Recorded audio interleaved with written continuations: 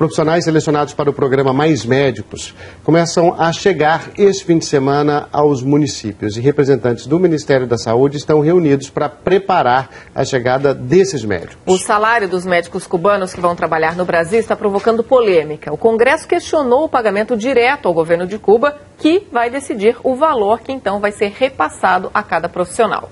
Bom, nós vamos conversar então em nosso estúdio em Brasília com o procurador do Ministério Público do Trabalho, José de Lima Ramos Pereira, que é presidente também da Coordenadoria Nacional de Combate às Fraudes das Relações do Trabalho. Doutor José, muito bom dia. Bom dia, Luciano.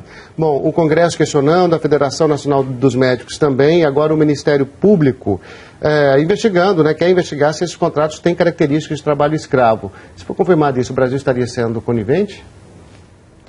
Na realidade, o problema que se encontra não é apenas a questão da escravidão. Não é isso que, em princípio, o que se busca agora é se essa formalização desses contratos estão fraudando a legislação trabalhista. Essa é a preocupação.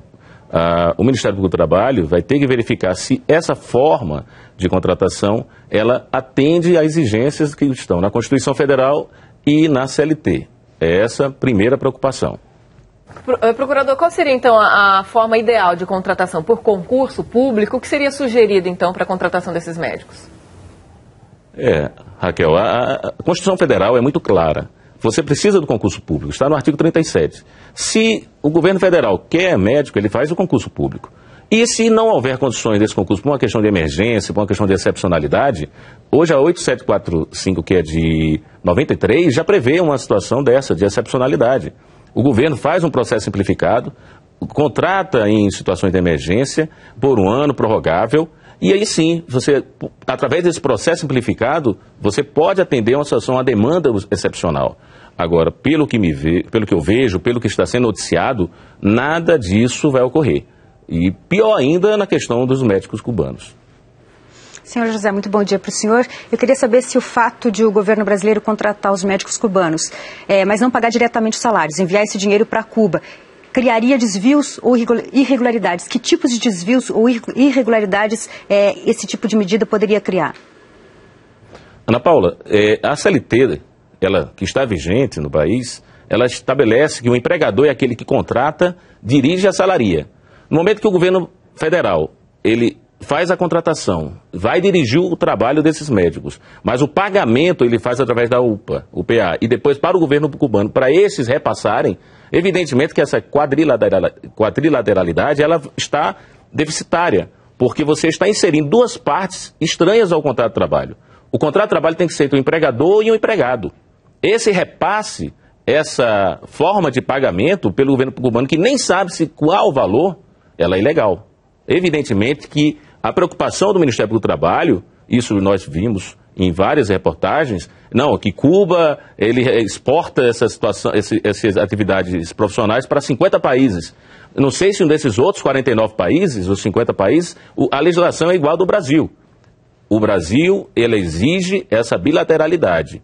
E isso não está se verificando na questão do médico cubano. Não só o pagamento através de terceiros, também o valor do pagamento. Então, esse valor poderia criar uma assimetria no mercado de trabalho, procurador? Se os médicos cubanos, por exemplo, receberem salários inferiores do que os pagos com média aqui no Brasil?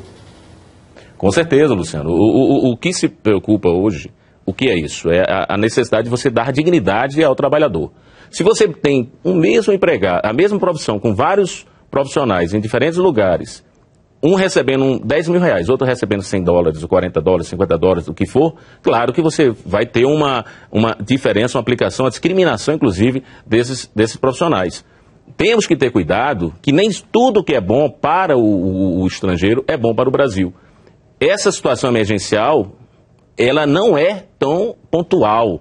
Ela já vem, essa situação, essa forma, essa degradação do sistema de saúde é uma coisa que já vem há muito tempo.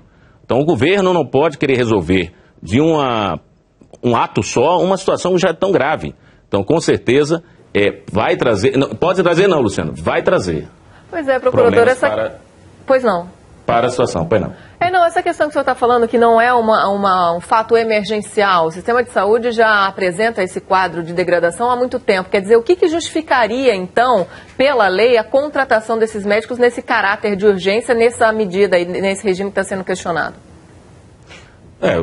O governo entende que há uma situação emergencial. Olha, eu entendo que é uma situação emergencial, mas que não está caracterizada, não nasceu ontem. Está se buscando uma solução paliativa para um problema crônico. Não é assim que se resolve. Hoje mesmo já falou-se em mais professores. Daqui a pouco vai ter mais jornalistas, vai ter mais enfermeiros, daqui a pouco vai ter mais juízes, mais procuradores. Como vai parar onde?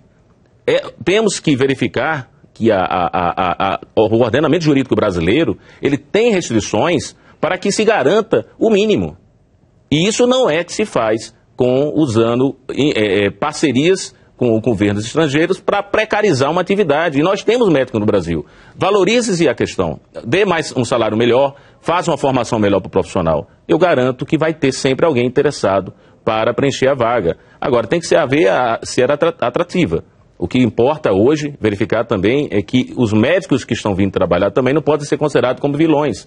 Eles são profissionais que querem buscar algum lugar. Então é essa a situação, não pode buscar para também não haver uma retaliação a esses profissionais. Senhor José, pensando nesses médicos que estariam vindo trabalhar aqui, então, quem deverá fiscalizar as condições de trabalho desses médicos aqui no Brasil? E se for verificado que existem abusos, como jornadas exaustivas ou condições degradantes de trabalho, como esses médicos poderão se proteger desses abusos? Ana Paula, é uma pergunta bem interessante, porque você vai ver, quem contrata esses médicos é o governo federal. Quem vai pagar é o governo cubano. Ele vai ter direito à ação. Todo mundo que está no Brasil tem direito a fazer uma ação judicial se entender que está sendo lesado o seu direito, ou pelo menos ameaçado. Neste caso, quem vai preservar esses profissionais são os órgãos que são fiscalizadores. O Ministério Público do Trabalho, o Ministério do Trabalho e Emprego e os sindicatos. Então, todos esses órgãos podem sim fazer a proteção deles e tentar buscar administrativamente essa solução. O Ministério Público do Trabalho pode, e sim, ser a instituição que pode ter esse contato com o governo federal. Basta ter vontade também do governo federal. Isso eu estou falando a nível administrativo.